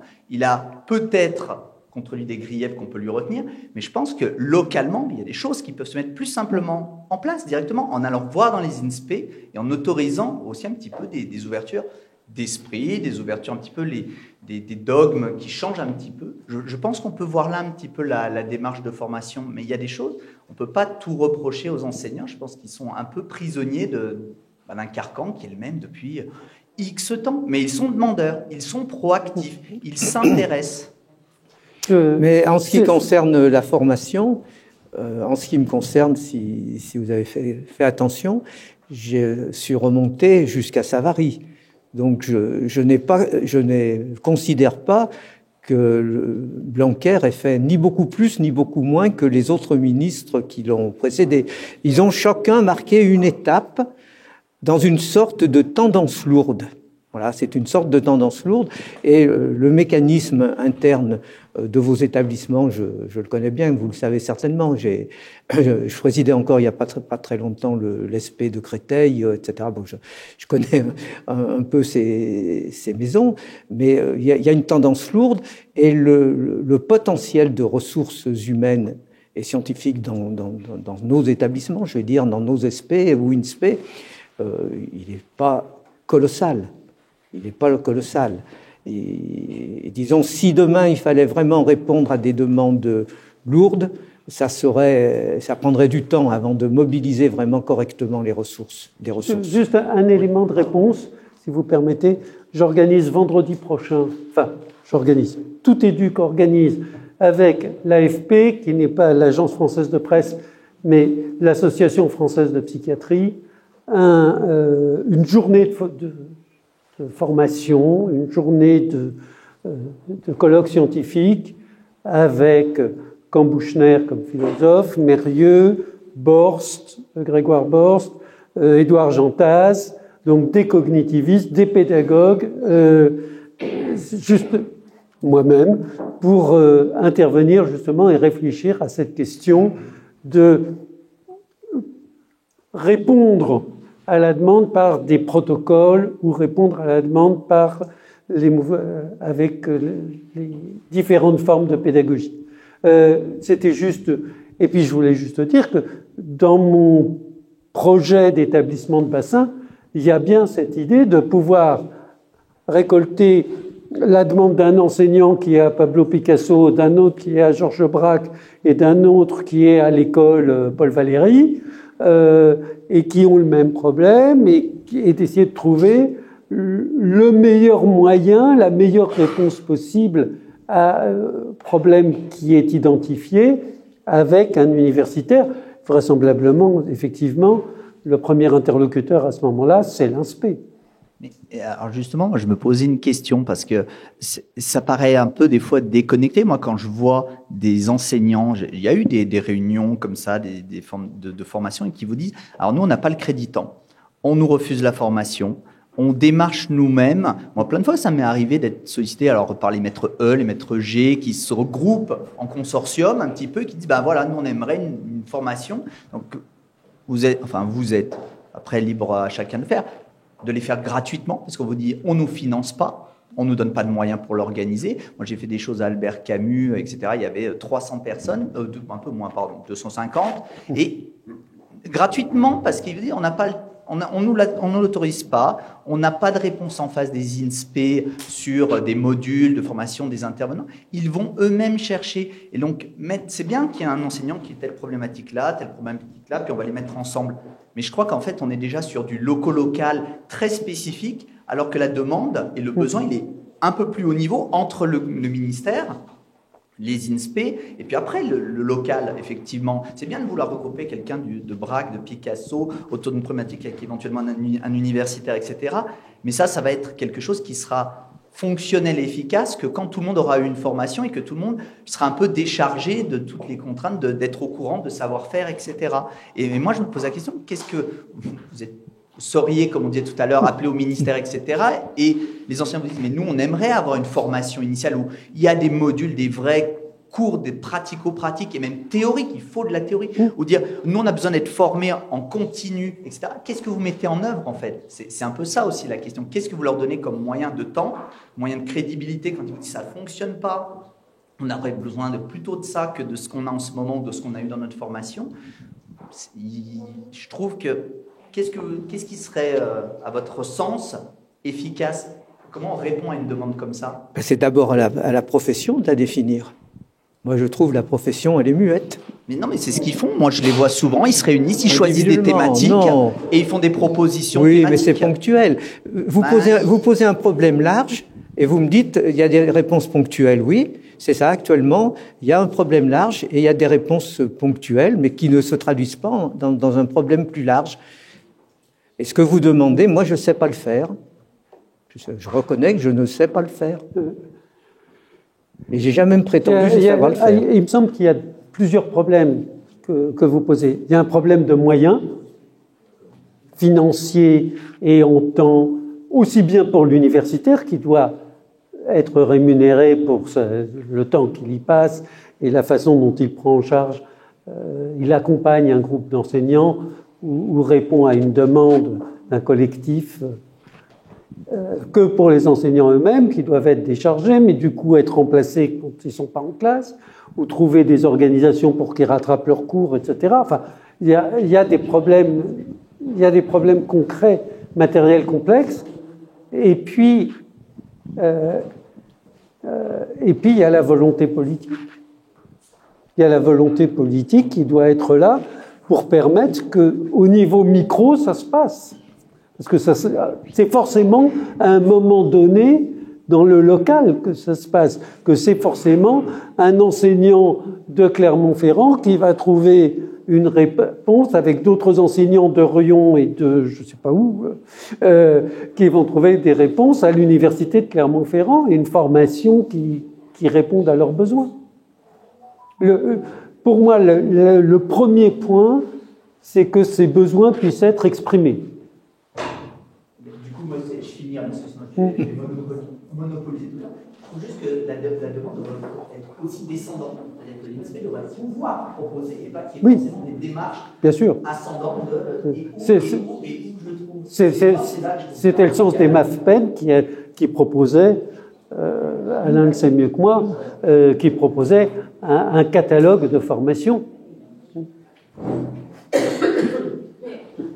Par rapport au fait de coordonner les choses, je ne connais pas les autres matières, moi je suis enseignante en mathématiques, mais du coup en mathématiques, il me semble qu'on a des choses comme ça, on a les IREM, Institut de recherche et d'enseignement des mathématiques, où on a cette réflexion sur les besoins et sur des besoins de formation, et que des groupes aussi pour réfléchir à tout ça, et des groupes qui produisent du contenu pour aider d'autres enseignants, on le fait. Il y a les APMEP qui font ça, il y a le Corfem, je crois, un regroupement de formateurs en mathématiques. Il y a des choses qui existent. C'est le seul exemple. C'est les IREM. Non, mais je suis très fier, si vous voulez. Je fais partie de ceux qui ont créé les IREM en 69. Et je ne pensais pas que ça allait durer aussi longtemps. Ça a résisté à tout, quand même. Les IREM ont résisté à tout. Mais c'est un lieu où l'ancrage universitaire marche. Il a marché. La formation initiale, un peu. La formation continue, oui. Des productions, du développement, du travail dans des classes. Et les enseignants de mathématiques que je connais, ils se sentent chez eux à l'IREM. Quand ils vont à l'IREM, ils sont chez eux. Il y a eu des tentatives dans d'autres disciplines. Après, il y a eu des instituts de recherche sur l'enseignement de l'histoire et de la géographie.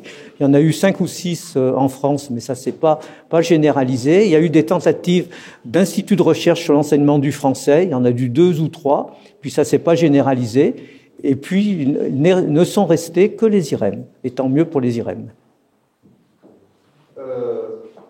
Juste quelques remarques qui ne prendront pas beaucoup de temps parce qu'elles n'appellent pas de réponse.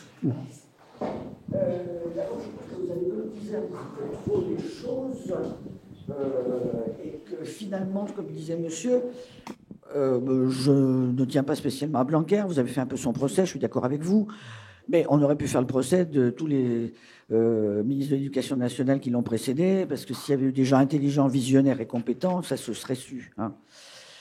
Pour l'instant, je pense que le problème n'est pas pris de la bonne façon, alors pas par vous, mais vous dites la profession est muette. Moi, je ne suis pas du tout d'accord avec ça. La profession n'est pas muette, elle n'est pas entendue. C'est-à-dire qu'on nous balance, si vous permettez, des réformes qui viennent du haut, qui ont été moulinées dans des bureaux. Elles sont peut-être très intelligentes, très intéressantes. Elles ont été travaillées, je n'en doute pas. Mais quand elles nous arrivent sur le terrain et que systématiquement, tous les 2-3 ans, on doit faire des choses qui sont quelquefois extrêmement contradictoires, c'est très difficile. Et quand les enseignants constatent si vous voulez, ce qu'il aurait fallu faire ou comment il aurait fallu prendre cette réforme, elle était peut-être bien, mais il y aurait peut-être on aurait peut-être dû l'améliorer. Les choses ne remontent jamais. Bon, ça c'est un premier point. Deuxième chose, je pense qu'on ne fait pas assez confiance aux enseignants. Il y a eu des travaux extrêmement intéressants. Alors, je ne parle pas de travaux théoriques, je parle d'expériences dans des établissements. Moi, j'ai enseigné 42 ans dans une ZEP un petit peu chaude dans la banlieue grenobloise, donc les expériences pour essayer de m'en sortir, on en a fait. Et chaque fois qu'il y avait des expériences qui marchaient, on les a faites 1 an, 2 ans, puis après on nous a dit non, c'est trop coûteux, ça va pas, c'est pas dans la norme, non, on arrête. On a arrêté.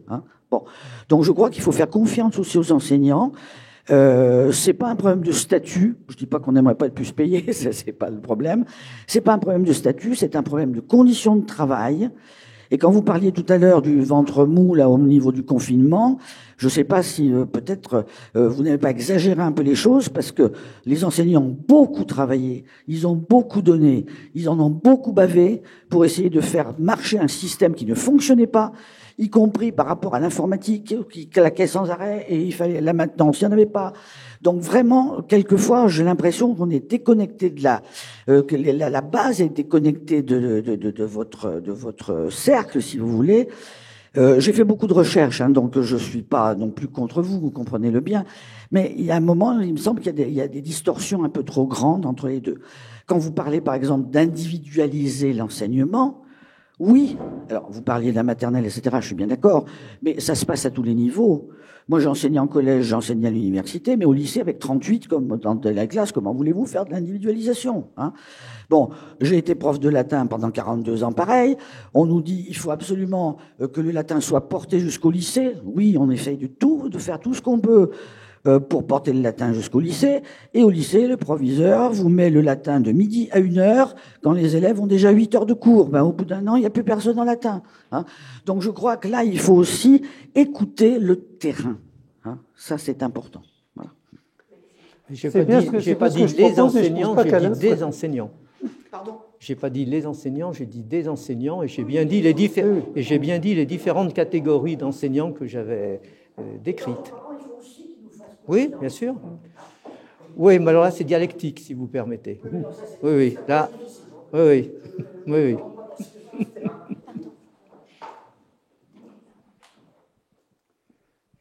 Je voulais juste rebondir sur ce que venaient de dire mes collègues et témoigner de mon expérience.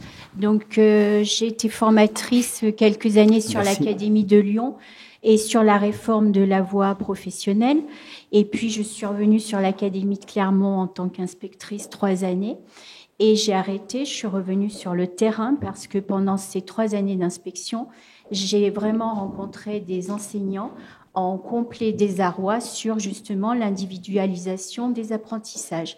Alors, hormis quelques formations qu'on leur donnait dans l'année, on leur dit qu'il faut individualiser les enseignements, il faut individualiser le soutien, il faut individualiser les devoirs, etc., etc. Et on a peu d'outils et alors, vous parlez beaucoup des enseignants, des jeunes enseignants, mais par exemple, des enseignants qui enseignent depuis 10, 15, 20 ans, 25 ans, ils sont démunis quand on parle d'individualisation des enseignements. Donc, j'entends bien, monsieur, ce que vous préconisez sur les établissements de bassin, mais quel autre outil on aurait pour former ces enseignants à l'individualisation ? Il y a 2 problèmes dans ce que vous dites. Comment on fait pour les former à l'individualisation? Et il y a un deuxième problème qui est jusqu'où faut-il individualiser? Personnellement, je me pose vraiment la question, parce que l'école est quand même un lieu qui doit rester du collectif. Et c'est le reproche que je fais. Et vous avez raison de dire que Blanquer n'est pas le seul à avoir été un mauvais ministre, hein. Il y en a eu beaucoup d'autres. Mais en tout cas, quand on s'interroge sur son projet pour l'école, on voit bien que l'individualisation y joue un rôle qui me paraît totalement excessif. On a besoin d'individualiser, on a besoin de prendre en compte les différentes formes de handicap. Et nous sommes tous porteurs de quelque handicap que ce soit. Enfin, on peut tous avoir des difficultés sur tel ou tel point. Donc il y a un besoin d'individualisation et en même temps il y a un besoin de collectif. Et c'est cet équilibre-là qui me paraît poser question, aussi bien au niveau macro-politique qu'au niveau micro, pour reprendre ce qu'on disait tout à l'heure, sur le terrain, etc. Et il y a des choix qui sont difficiles. Mais ça passe déjà par l'apprentissage du français et de ne pas limiter les horaires, au lieu de mettre 3 heures ou 4 heures, d'en mettre 5 ou 6 dans les bas niveaux, etc. Parce que le problème, vous avez quelquefois des classes, et ça m'est arrivé, où j'avais 85% d'élèves dans une classe qui ne parlaient pas français. C'est sympa quand vous êtes prof de français, vous arrivez, là c'est un petit peu problématique.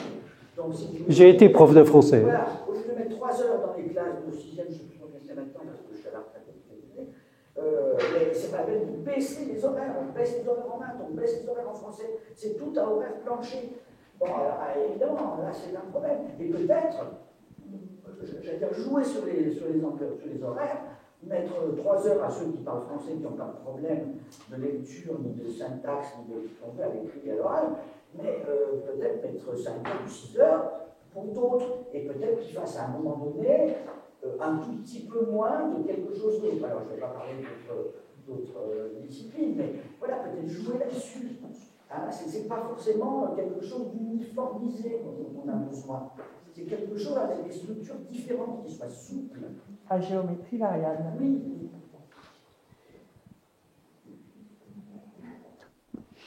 Alors, je voudrais, merci, c'était très bien, c'était une très belle question, madame. Je vous félicite pour cette animation de la soirée. Moi, je voulais revenir sur le désamour des enseignants. Évidemment, si l'institution, s'il y a beaucoup d'élèves qui décrochent, l'institution est en question, les enseignants faisant partie de l'institution, c'est un peu normal qu'ils soient mis en cause. Mais enfin, moi j'étais... mon sentiment d'après le confinement est le contraire du vote, monsieur le recteur, parce que moi, il m'a semblé que notre profession était un petit peu décriée. Peut-être, comme je l'ai dit, j'ai fait une première concession, mais on n'est pas les seuls. C'est un peu un discrédit qui est jeté sur des institutions, voilà, c'est quelque chose un peu qui progresse dans la société. On peut citer plein de corps qui sont extrêmement décriés, sans parler de la politique. Et donc, c'est un peu souvent pour des raisons aussi j'allais dire populiste, parce que on a tous fait l'expérience de personnes qui viennent nous expliquer à quel point nous faisions un métier formidable et on était des privilégiés. Et moi, souvent, j'entends jusqu'au bout, je me dis, mais franchement, il y a qu'une chose que je comprends pas, c'est pourquoi tout le monde n'est pas enseignant, quoi. Parce que si on était tous vraiment privilégiés, on travaille pas. Les vacances, etc. Toute la population devrait être enseignante. Donc bon, voilà. Donc ça, c'était pour la.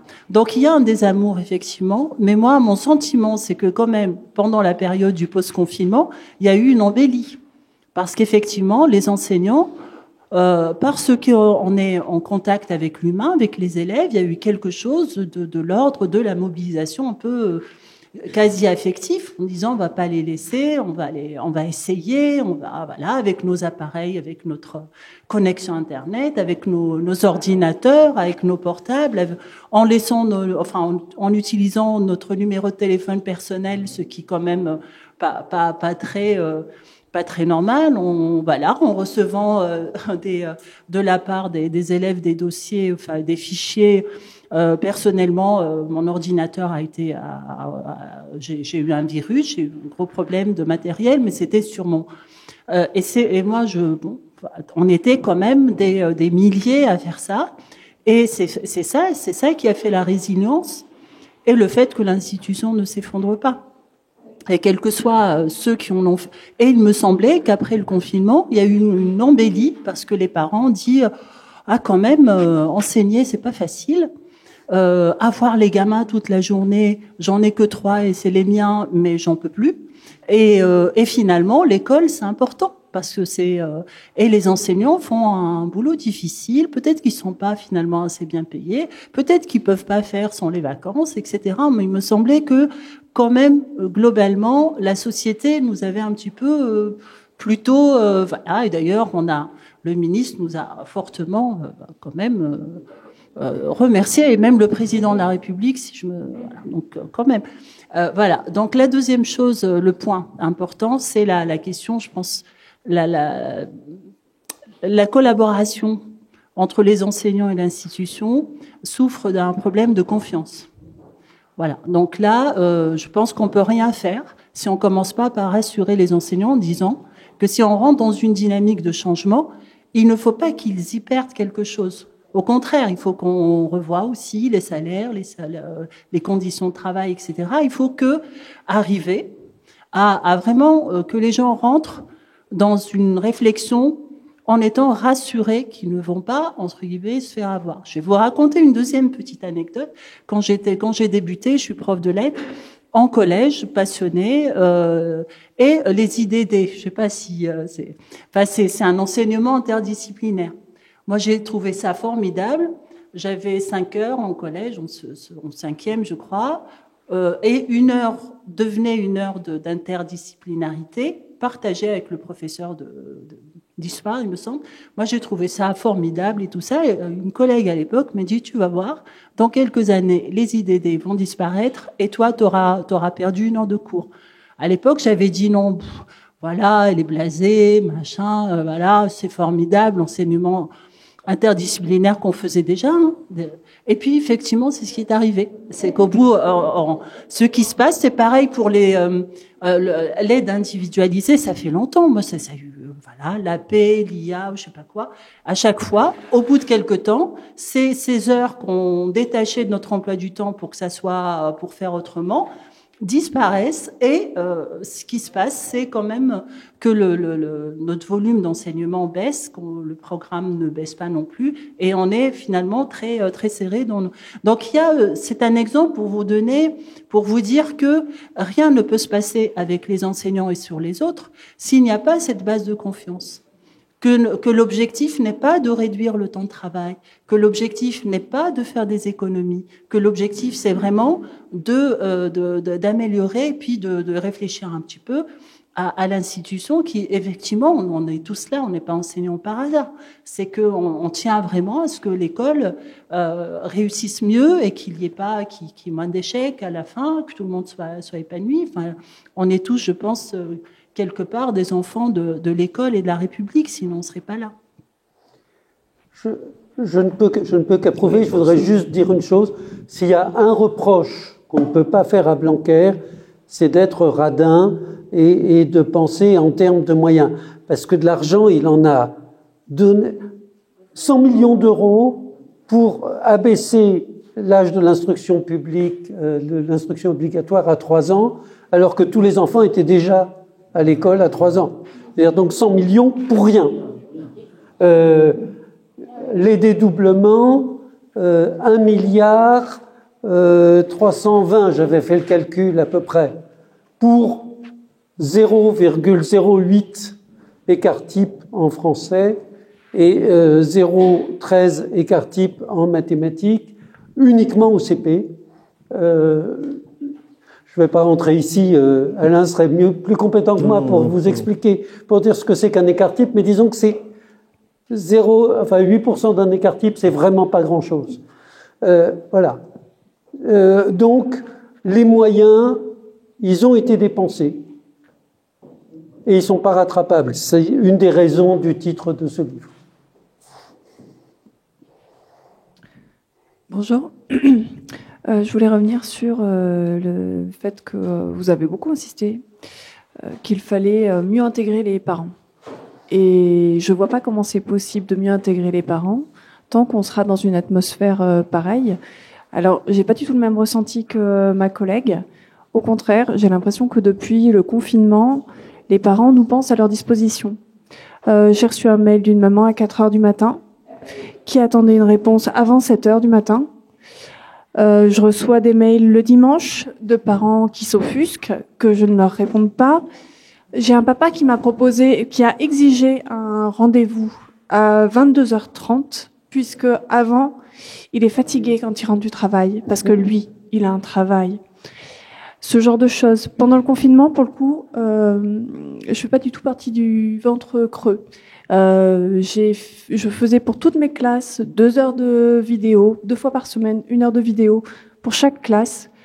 Dès que le NTR fonctionnait, j'ai proposé des exercices facultatifs avec toujours des réponses individuelles.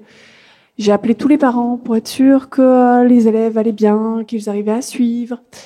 Et le retour, j'ai eu des parents qui étaient ravis, des parents qui trouvaient ça tout à fait normal.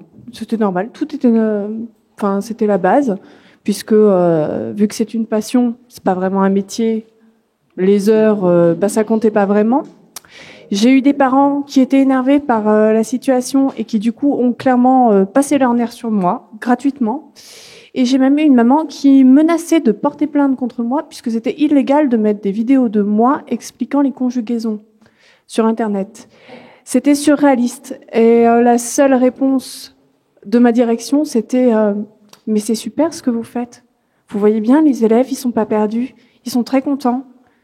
Donc, courbez le dos et puis écoutez pas. Sauf que c'est pas possible. Quand on s'investit, quand on se donne à fond et qu'on se fait presque insulter, enfin, c'est pas possible. Au bout d'un moment, tant qu'il n'y aura pas de la bienveillance envers le corps enseignant, je vois pas comment il est possible de plus intégrer les parents. Voilà. Après, c'était mon ressenti. Mon ressentiment plutôt que mon ressenti, là, pour le coup. Et évidemment, je suis totalement pour. Et pour avoir enseigné en lycée, j'étais la première à dire que c'était dommage que les parents s'investissent pas plus et que lorsque les parents étaient investis, on voyait une différence. Mais sincèrement, en collège, c'est invivable.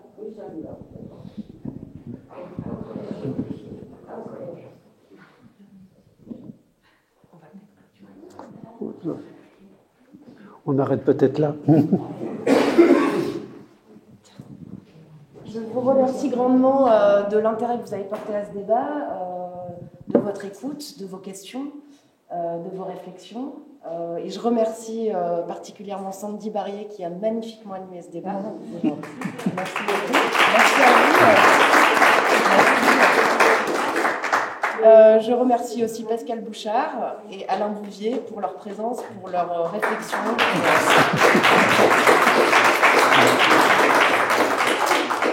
Et je pense que toute l'association, de temps à autre, aimerait aussi particulièrement remercier Amaya Saïtoufela, qui a effectué la captation vidéo sonore.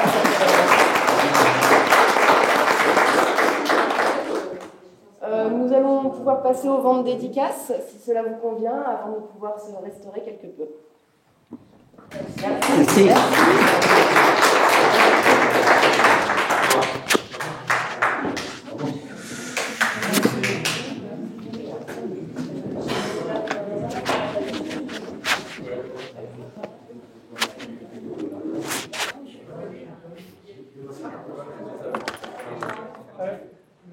Le coup du ministre.